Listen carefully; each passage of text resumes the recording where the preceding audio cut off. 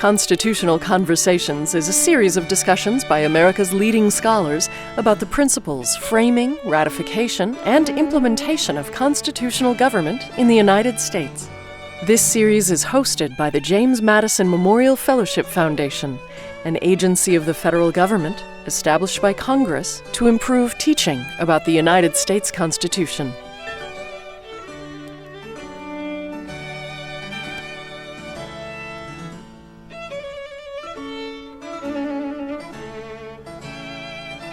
Welcome to our online audience to the latest Constitutional Conversation, hosted by the federal government's James Madison Foundation, an independent agency created by Congress during the bicentennial of the Constitution, which is dedicated to the promotion and dissemination of knowledge regarding the United States Constitution.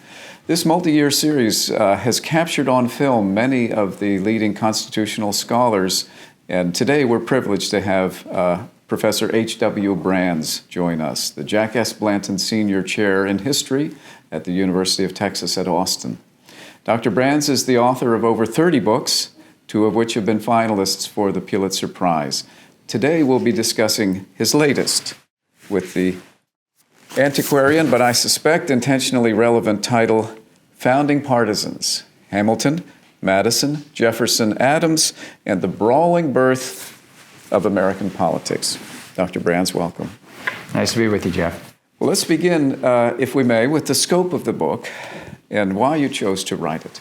I had written a book fairly recently on the American Revolutionary War, and I wanted to see what happened next. Now, I've been teaching American history for a long time. I know what happened next, but I wanted to get into it and sort of to draw out some of the themes that emerged in my book on the Revolutionary War, which I called provocatively, I hope, our first Civil War, which underlined the divisions that afflicted America during the Revolutionary War. And I wanted to see what happened after the war had ended.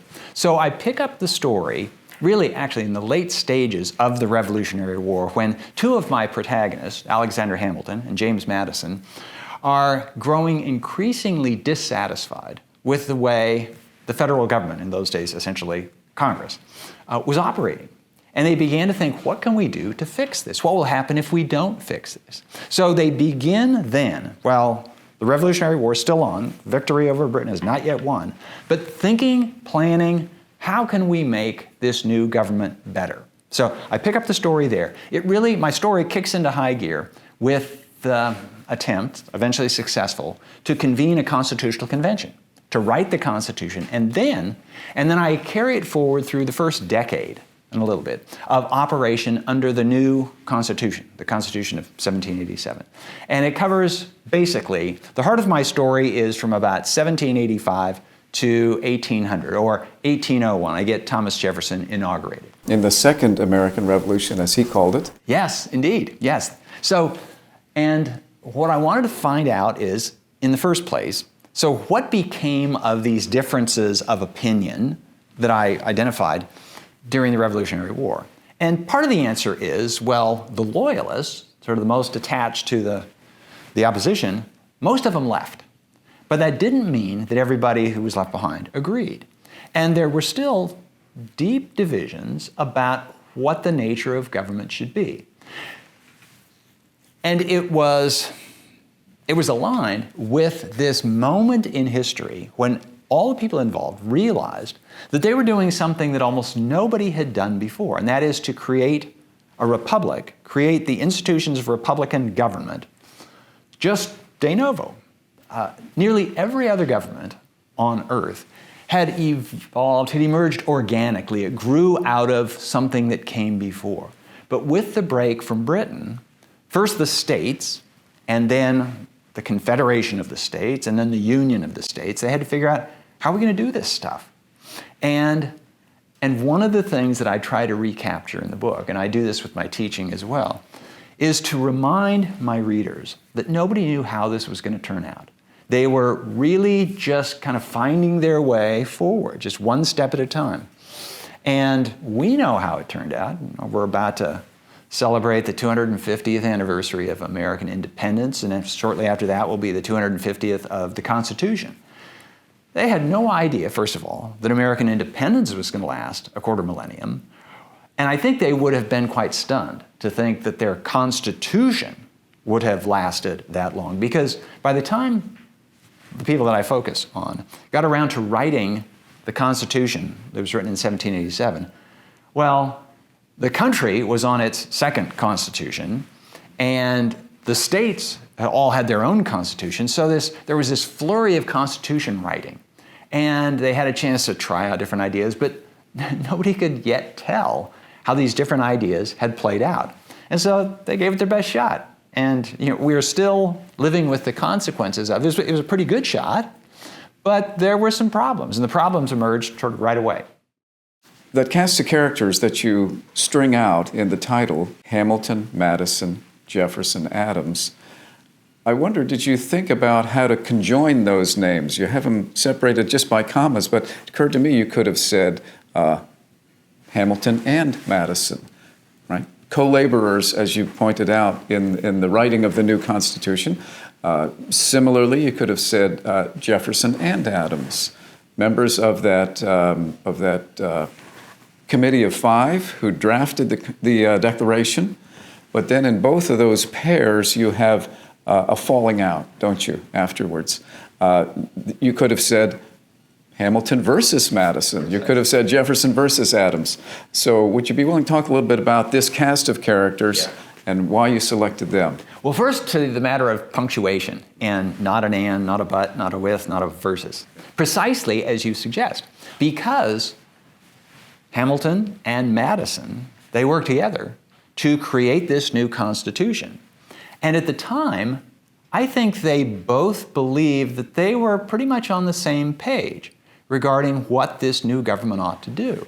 But it turned out that Hamilton had much greater ambitions for a centralized government and for the authority of the central government than Madison allowed. And Madison gravitates, during the course of my story, from being an arch Federalist, and Federalist in the sense of that group, I won't even call it a party yet, but that group that was in favor of ratifying the Constitution. It was as much Madison's handiwork, the Constitution was, as it was anybody else's. So this is his baby, and he's going to get it approved. But then he begins to have second thoughts about how this is turning out, especially when Hamilton jumps into the driver's seat in this new government. And so it was sort of Hamilton and Madison, but then eventually Hamilton against Madison. And something similar with Jefferson and Adams. And those two had worked in close partnership on the Declaration of Independence. But they became bitter foes by the end of my story. So in drafting a paragraph or anything, there's often a question, should it be this and that or this but that? And I've often concluded that the best way is not to use either, and just to list them. Yes, I thought it was wise to use the commas after all. The reason for these four is that, in the first place, I needed to wind up in my story where I have the Federalists against the Republicans, Hamilton, and it turns out Adams on the Federalist side, and then the Republicans led by Jefferson and Madison. And so I needed more than two people because of my complicated story, because writing the Constitution is one thing, and then putting the new government into effect is something else. And I needed it to be balanced on both sides. So if it's not going to be two, it's going to have to be four. Yes. Getting beyond that is going to be too many. But it allows me to sort of position George Washington around and above all this, because, of course, Washington fancied that he stayed above parties. And he did to a certain extent, although he leaned in the Federalist direction. I have written biographies, sort of standard biographies, where you focus on one individual. I've concluded that that allows the writer, the author, me, to convey certain aspects of what happens. But one of the things that occurs when you write a biography is you cannot help but lend the impression to readers that the world revolves around your subject, because you have to keep coming back to your subject, and you're seeing the world through your subject's eyes. And even if you do your best to be fair to the opposite side of an argument, well, your guy always gets the last word, because he's the one you're going to carry forward. So I have written a couple of books where it's two people. I wrote a book about Abraham Lincoln and John Brown and their approach to dealing with slavery. And in this case, I just expanded the cast a little bit. And also because they are characters who have distinctive voices. And one of the things that I try to accomplish for my readers, I do this with my students, is I try to get them to see the world of the past through the eyes of the people who were there. And so to the extent possible, and in some ways it's going to sound a little bit weird for a historian, but I sometimes think of myself almost as a playwright, where I've got these characters and I have them on stage and I write the stage directions. Okay, you step on the stage, you step on the stage.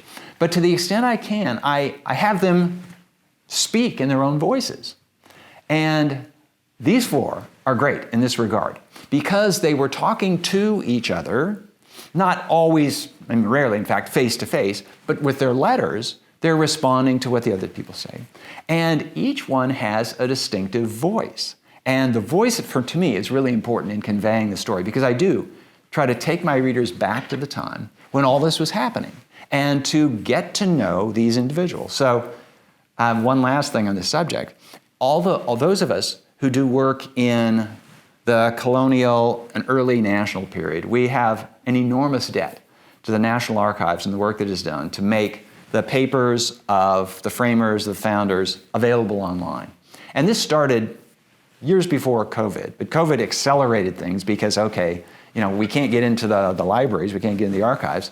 And so now it is a delight for a historian writing about this to know, okay, where did Franklin say this? Where did John Adams say that? And you can quickly pull it up.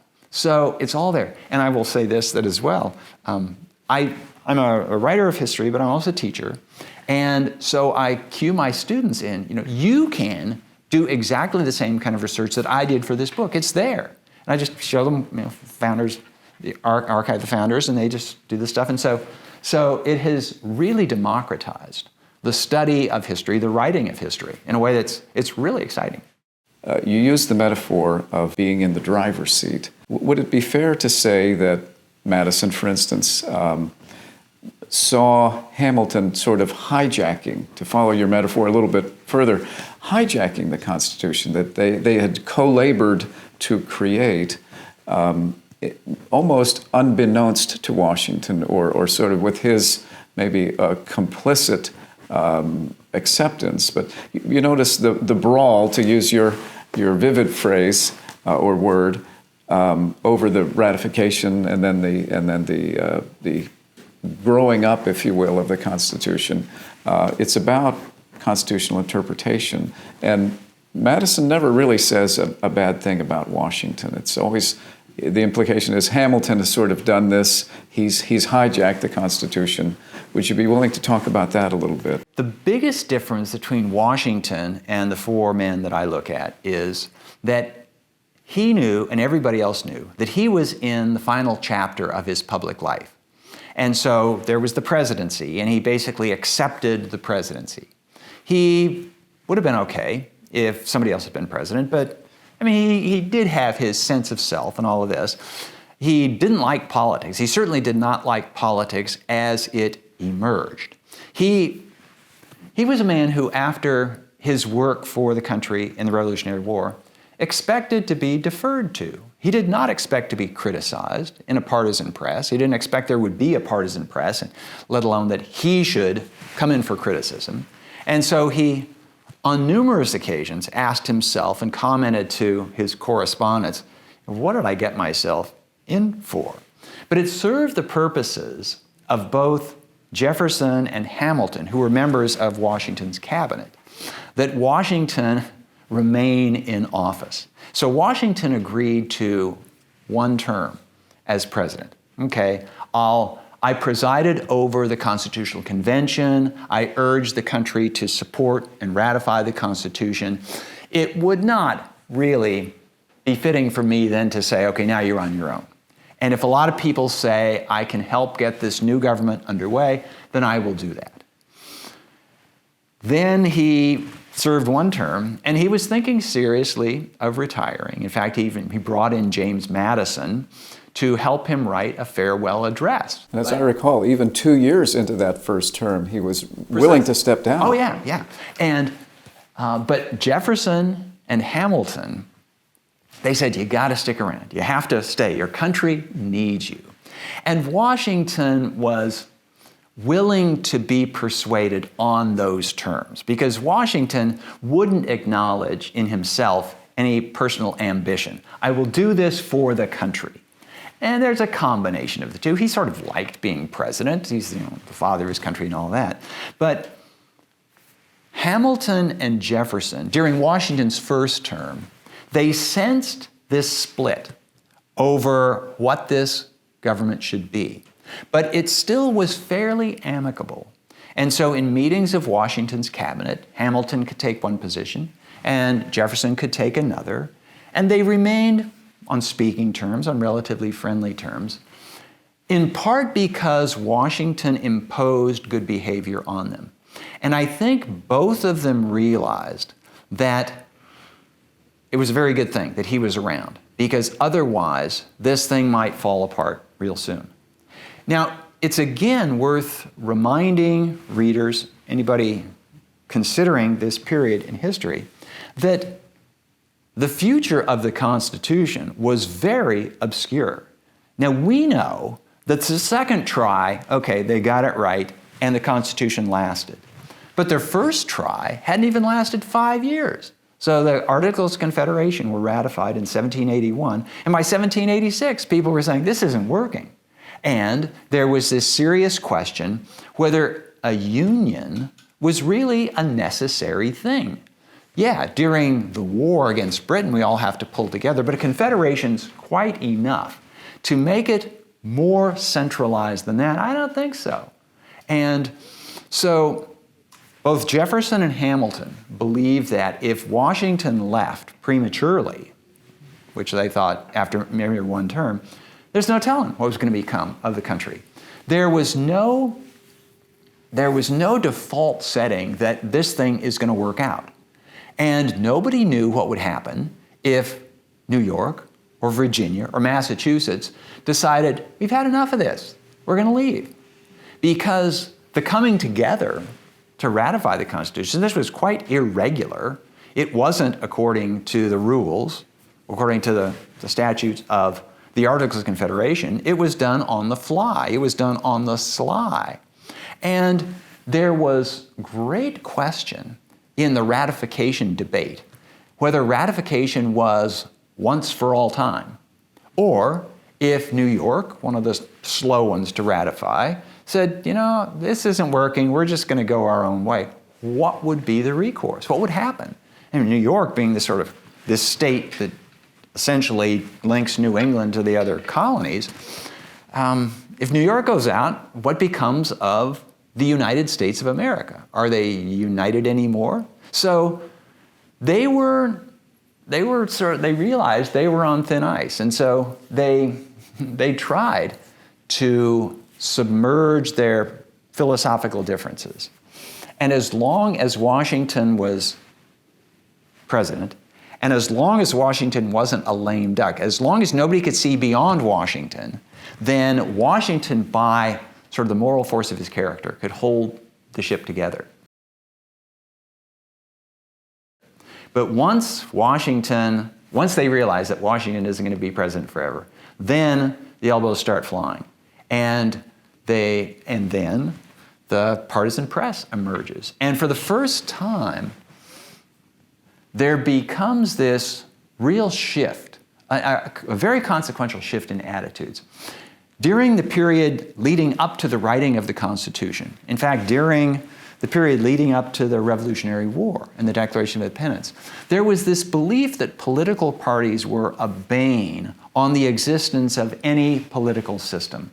And when Americans talked about parties, they talked about these bad groupings in Britain that had been influential in the bad legislation Parliament had passed that had caused the rift between the colonies and the mother country. And they created, that is, with the Declaration of Independence, Americans created this republic.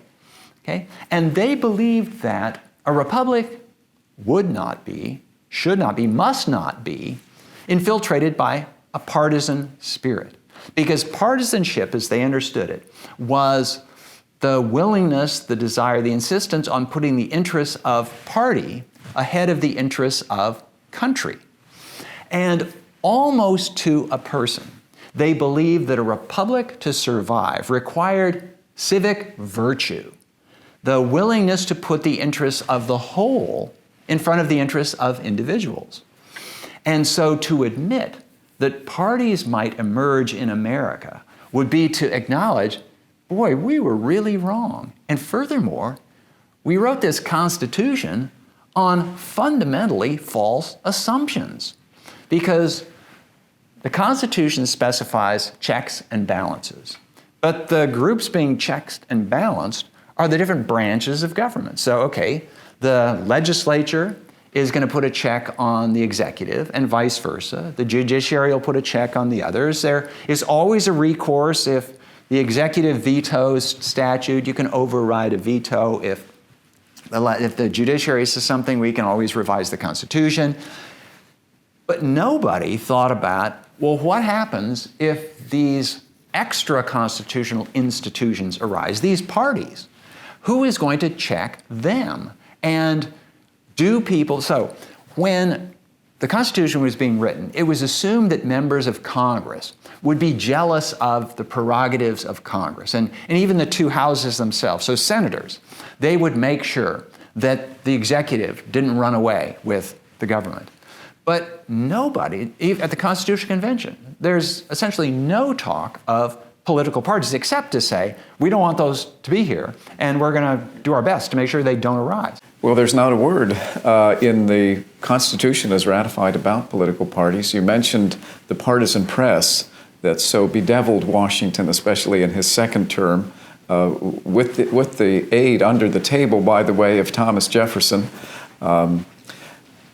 So could you talk with us a little bit then about the creation of the first truly national political party by Jefferson with the help of Madison? The term that was often used before party became accepted was faction. And here I should sort of distinguish. Everybody understood that when a bill in Congress comes up for a vote, there will be a divide, those for and those against. So there's this binary separation.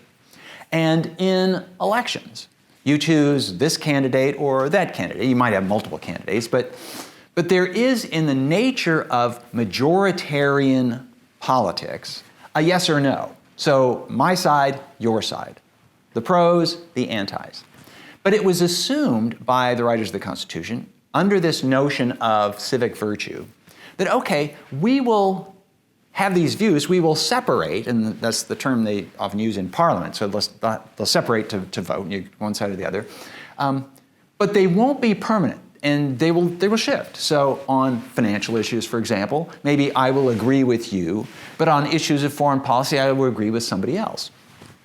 And this is where the lack of experience of these people in Republican politics, because of course there was no Republican politics in America before the Declaration of Independence, but they didn't recognize the degree to which individuals would engage in what later would be called log rolling. You know, I'll vote for your bill if you vote for my bill. And so they didn't wind up voting on every issue simply on the merits of the issue. It had to do as well with, okay, I need your vote for this issue, so I'll give you my vote for that issue. And so these factions emerged. So from sort of nothing to factions, but factions still were considered to be sort of fairly temporary. They would represent similar interests. So the manufacturers in America, or the merchants in America, or New England tobacco growers, or whatever it might be. And it was understood that they might have similar interests. But to go beyond that, to mobilize those interests, to institutionalize those interests, that was something else. And it emerged during the 1790s on the part of both the groups that come to be called the Federalists and the Republicans, although They often don't call themselves that, and they don't always call the other ones that. And my history students are always bedeviled by the fact that the first Republican Party, the Jefferson Republican Party, always seems to get labeled in textbooks as the Democratic-Republican Party. But they never called themselves that. I mean, this is to distinguish for the students from the Lincoln Republican Party. That's the other. But anyway, so they don't know what to call each other. They don't call each other parties, but they operate like parties. They have people who work essentially for the party, and it emerges first in terms of newspapers.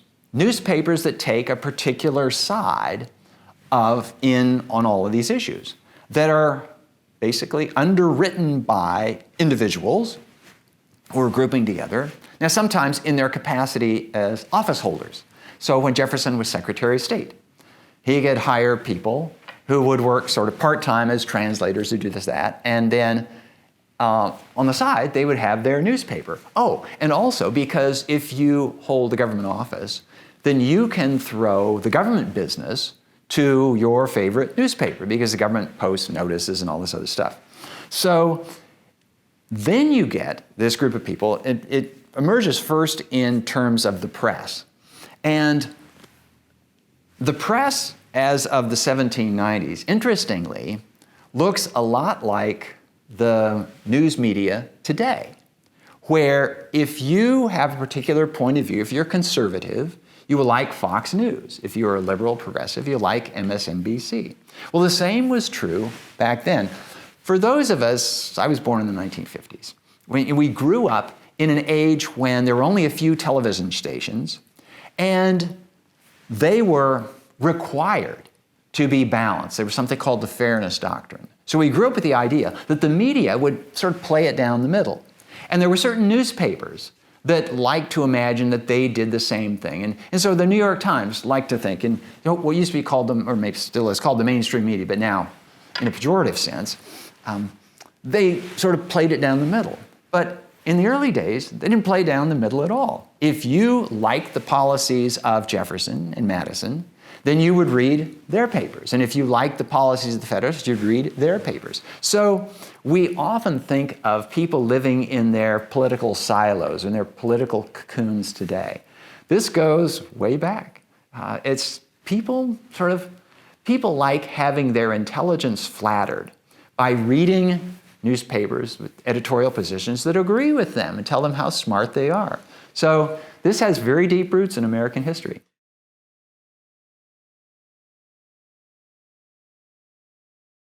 Well, you've brought us into the present, and so I'm going to take the initiative and ask you a dangerous question, and you can refuse to answer it if you like. But if we could somehow resuscitate the founders and bring them back, bring this cast of characters that you chronicle so well back, and they were to look at political parties today, do you think they would say, why on earth do you have these two great factions when we warned you so sternly against them? Of course, Washington gives the sternest warning of all against political parties in his farewell address, and especially the basing of them, he says, on geographical differences. So would you be willing to make a sort of speculative answer to that question? Would the founders think we had institutionalized extra-constitutionally factions today, which are always bad, by the way, in their vocabulary? Factions are always bad. I think they would be appalled at the nature of politics today. And it wouldn't be simply partisanship. And they probably, if Jefferson was one who was rarely really honest with himself. Because Jefferson was the prime mover in all of this stuff, and he was the most critical of partisan politics. But of course, it's partisanship when the other side does it. It's not partisanship when your side does it. And that was true back then, and it's true today. And how much of this is simply sort of cynical rhetoric, where you know it's not true, but you feel obliged to say it? And how much of it is self-deception is kind of hard to say. Jefferson was a very subtle thinker, and so he could talk himself into all sorts of things. I think Madison was a little bit clearer about this. And there there's a really interesting transformation in Madison where he begins by saying that factions are these terrible things that have to be kept under control. Now, he is really speaking of what will become parties, but that term isn't in common use in those days. But within 3 or 4 years, he's saying that not only are these inevitable, but in fact, they're a good thing.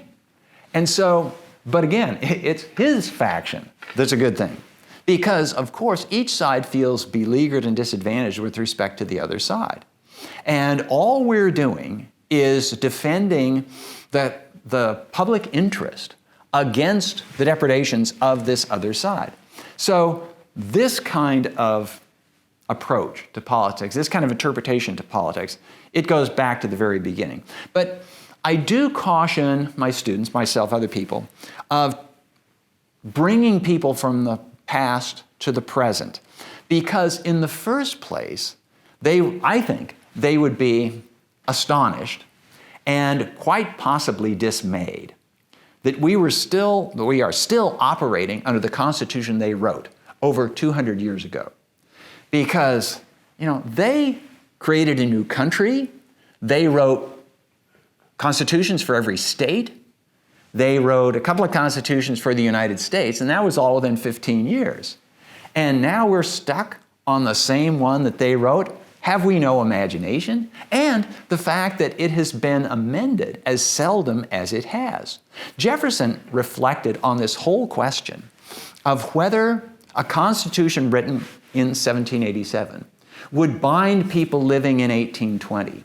And he concluded that, in fact, if you really believe in self-government, then law, statutes, and constitutions as well should probably go out of existence after a given time. Because just as the Americans had said to King George and the British, we will not be governed by you, then Americans who were the grandchildren of Jefferson and Washington, to think that they should be governed by people who had lived 2 generations before, that was just as nonsensical. That was just as opposed to the idea of self-government. Now, turned out that became unworkable to rewrite everything every generation. But the other thing which Madison pointed out to Jefferson, which was often his role. And I think, if I recall, Jefferson concluded it was every 20 years because that's every generation should give its consent to that. Yeah. But Madison's role was often to sort of bring Jefferson back down to earth. Exactly. Especially, Jefferson goes beyond that in saying that, a revolution every so often is a pretty good idea too. But one of the things that they didn't foresee, well, first of all, they didn't foresee that the small country for which they wrote this Constitution would become a country of 330 million people. And it would span the entire North American continent. And that it would have interests around the globe. So the scale of operations of the government would have, I suppose, in one sense, they would have been proud of what they accomplished. They created this great country, the great country that came to, if not dominate world affairs, but to lead world affairs in many ways. So they were all proud that they had contributed to American independence, and so the country was great and was going well. They all feared that the country would fall apart, and it hasn't fallen apart. There was a moment in the 1860s where it did, but it was knit back together. So they would be pleased with that, but I think they would feel, what actually very many people today feel, that the extra constitutional parts of our political culture, our system, starting with political parties, have kind of run away with the spirit of the Constitution. Now, they intended the Constitution, as they wrote it, to be really, it was no blueprint, it was really an outline, it was a suggestion. These are the basic principles. They knew, and they discovered right away, that, okay, you got to figure out how to organize Congress. Who determines what goes on the agenda? What gets voted on first? So the houses of Congress will make their own rules. They didn't think seriously about how candidates for office were going to be recruited. In part because they lived at a time when everybody in politics knew everybody else. And so you didn't have to have a sifting the way we do with primaries and people who sort of come out of nowhere and enter politics. So I think if they came back today, they would have been pleased that this operation, the ship of state that they set in motion, was still sailing, it hadn't sunk. But they would have sort of scratched their heads and say, where's the initiative? Where's the boldness that we showed? Where is that today? Why, if you argue about things like debt ceilings, for instance, or the meaning of the Second Amendment, well, if you can't agree, rewrite the damn thing. You know, that's what you're supposed to do. But they underestimated the degree to which once institutions are created, they come to have lives of their own. And they didn't deal with that at all. I mean, they actually did deal with it in the case of Parliament, which had a life of its own, and it had politics and practices and so on, and that's what they rejected. But they ended up creating something very much like Parliament. And that part probably would have discouraged them. Well, you mentioned how Madison began with deep skepticism about partisanship and parties, and later on kind of had a change of heart and embraced them, at least his own party, which he helped to create. But I'm reminded that he does say in Federalist 10 that the latent causes of faction, he says, are thus sown in the nature of man. He said people will always have differences, political differences, and in a regime of liberty, you cannot stamp that out. You can't get rid of those differences. So my question would be, in the telling, and it's a very fetching telling you give of this brawling birth of partisanship, are we doomed to partisanship if Madison is right about the causes of party and faction? I won't use the word doomed. I will say, though, that it is in the nature of politics that people who have different ideas, and in a free society, people do have different ideas. They have different interests. They have every right, and therefore they will group together in furtherance of their views. Because politics, legislative politics to begin with, always comes down to eventually a yes or no. You vote for this bill or against this bill. There is a tendency for two parties to emerge, especially when you have if you need 51% of the vote to win, for your side to win. So the nature of these groupings might change over time, and sometimes they will be interest-driven, sometimes they will be personality-driven. So the idea that people like Benjamin Franklin had, that civic virtue is something we really need. The republic will rise or fall on whether people can put the interests of the nation, the interests of the group, ahead of the interests of the individual. Madison fairly quickly gave up on, if only because he realized, well, that's not happening. And if we say that a republic can't survive without civic virtue, well, we're not seeing a lot of civic virtue, so that means the republic is doomed. No, he wasn't willing to say that. So one of the things he talks about, of course, in Federalist 10 is how we can diminish the effect of faction. And if we can play one faction off against another, and it's part of the justification for going big with the Union. And that way, no faction is going to be big enough to take over the whole country. So he realizes in Federalist 10, he's in a position where he says explicitly, yeah, differences of opinion will exist. So the question is, how can we prevent them from breaking the country apart, breaking the Union apart? And one way is if we can make sure that other factions are allowed to emerge, and so they will neutralize each other, they balance each other out. Extend the sphere, I think. Precisely. And so he's talking then, and in Federalist 10, he makes the bold case, and it was really counterintuitive for people of his age, that an extensive republic would be more stable than a small republic. The republics before this had been essentially city-states, where you knew other people, and so you could count on that knowledge and that feeling of, okay, I know you, I know your family and all this, and so I'm willing to set aside my interests and this civic virtue can blossom. But what do you do with people if you're in the Carolinas and the people in New England are doing something you don't like?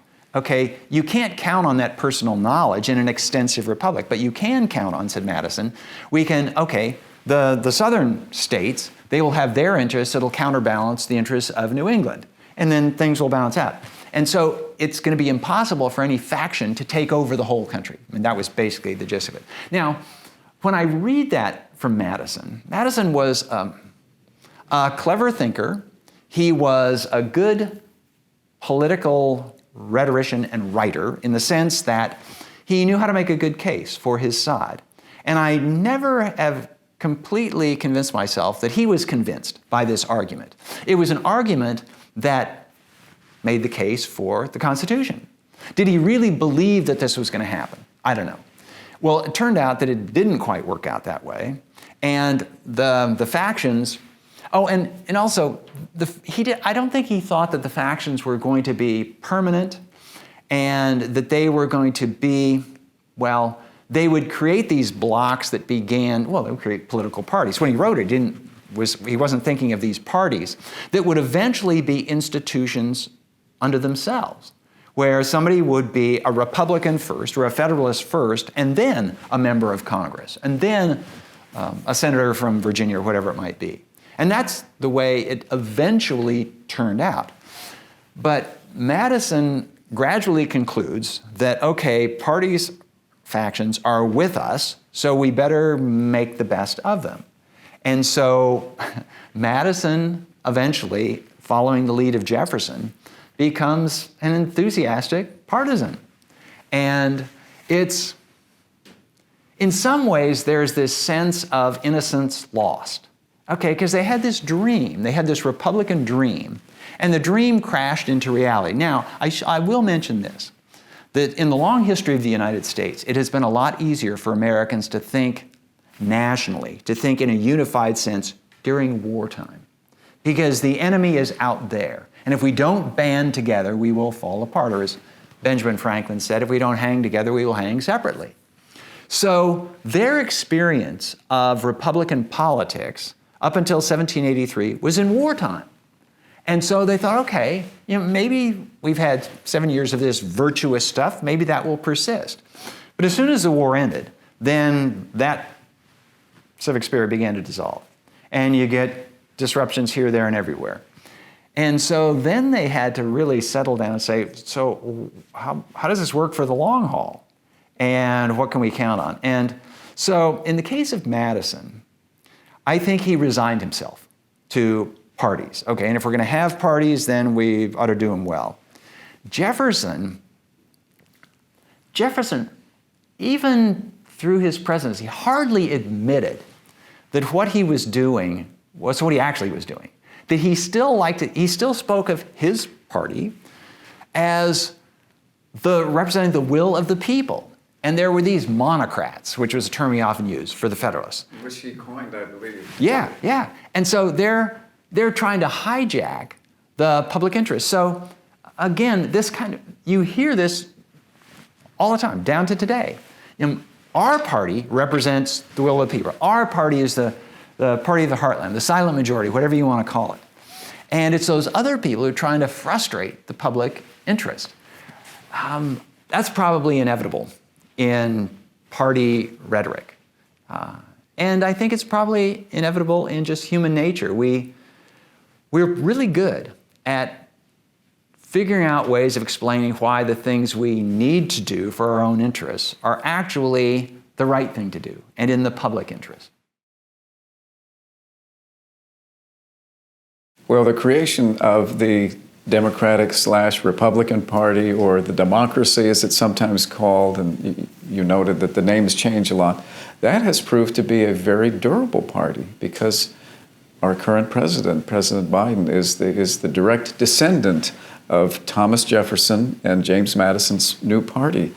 On the other hand, the other party at the time, the Federalist Party, it has changed and transmogrified itself, but its basic organizing principle of a stronger central government, that has remained, and one might almost say that it now is incarnated in the modern Democratic Party. And but you have also pointed out this tendency of Americans to be a two-party system.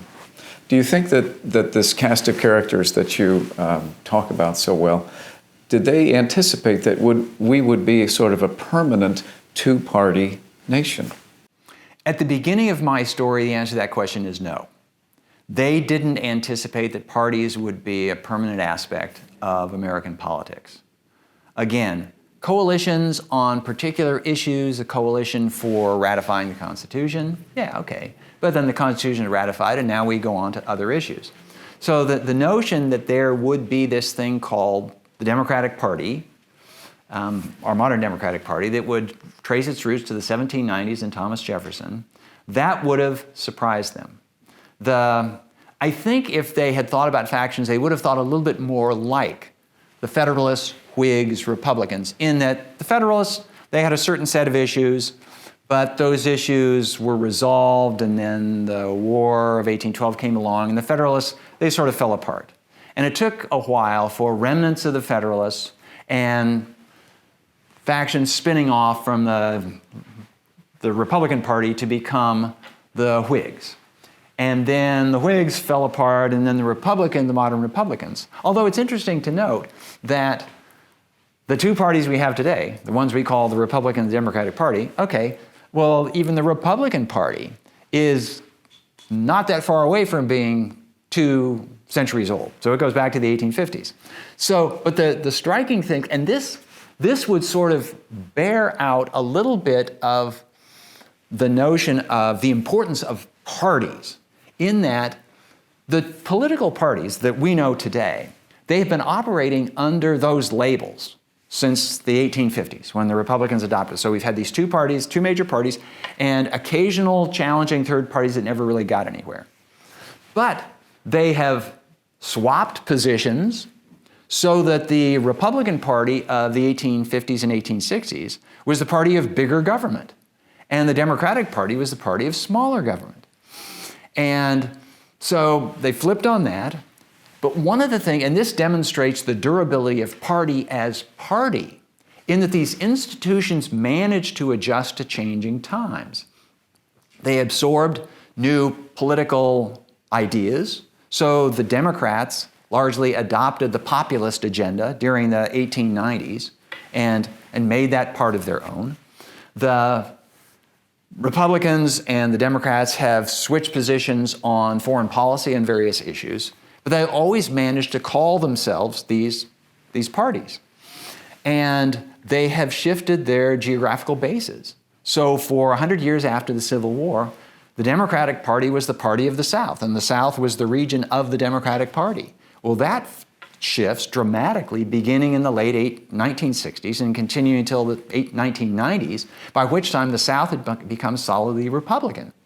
So it's like a company that is operating under the same name, the management changes, and the things that they're selling change, but the party still persists. And that part, I think, really would have surprised the people that I write about, because it's something that exists really, it's entirely extra-constitutional. It's a matter of... Which is not to say unconstitutional. Precisely. It's not unconstitutional. It's not in there. Right. But we could, if the political parties went out of existence today, Congress would grind to a halt. We would not know how to hold elections. We would not know how to recruit candidates. We wouldn't know where we were. And so we pay great and understandable honor to the Constitution. It provides the guidelines for how our political system has evolved. Almost nobody gives comparable honor or respect to political parties.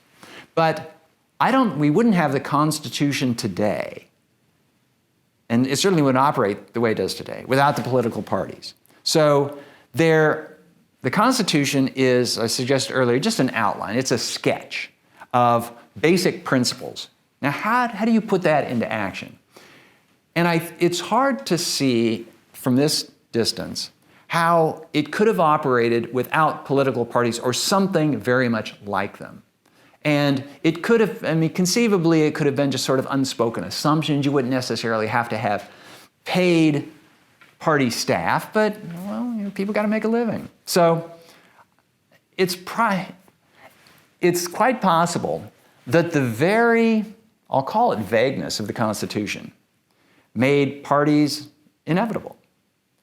If the Constitution had been more detailed, conceivably, parties wouldn't have emerged in the way they did. For example, you know, we have this institution of the Speaker of the House of Representatives. You know, there's nothing in the Constitution that says you're going to have this person doing this thing, but somebody, if they had stepped back and they had observed Parliament, you know, somebody has to say, your turn to speak, now we vote, you know. And so they could have written that into the Constitution. Now, they were smart enough not to, because they didn't know how this was going to evolve, but they did leave a lot of room for creative interpretation. And of course, this whole question of interpreting the Constitution has been a big part of the story ever since, as we are discovering in this final week of this term of the Supreme Court.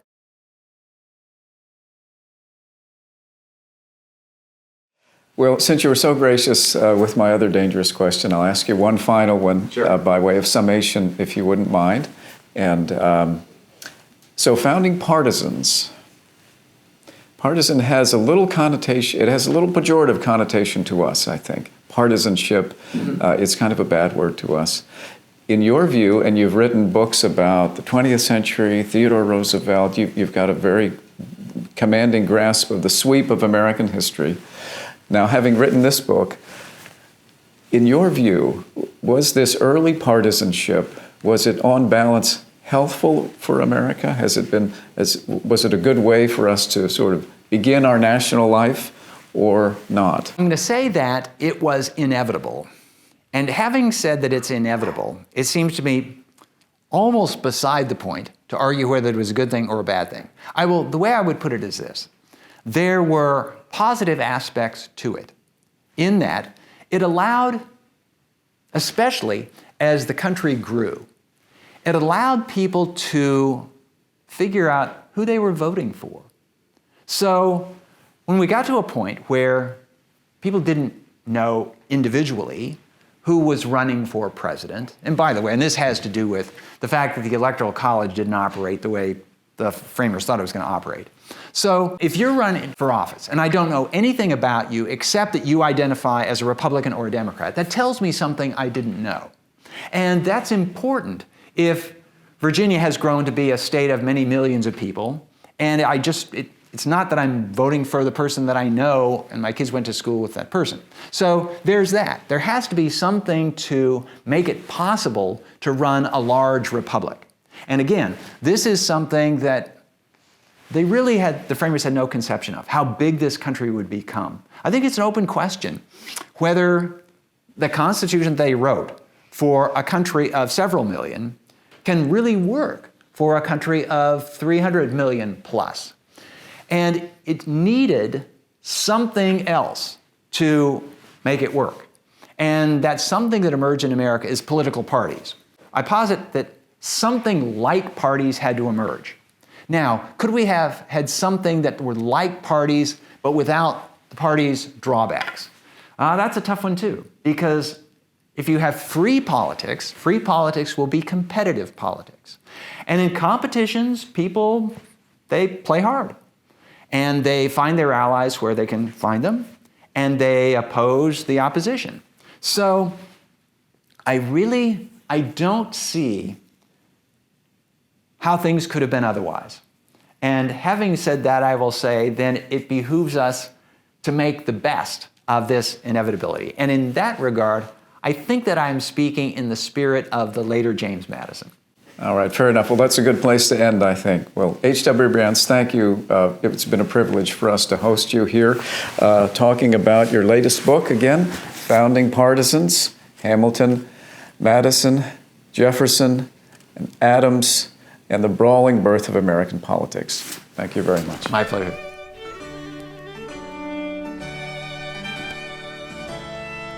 Constitutional Conversations is made possible by a generous grant from the Fairleigh S. Dickinson Jr. Foundation. Constitutional Conversations is made possible by the James Madison Education Fund.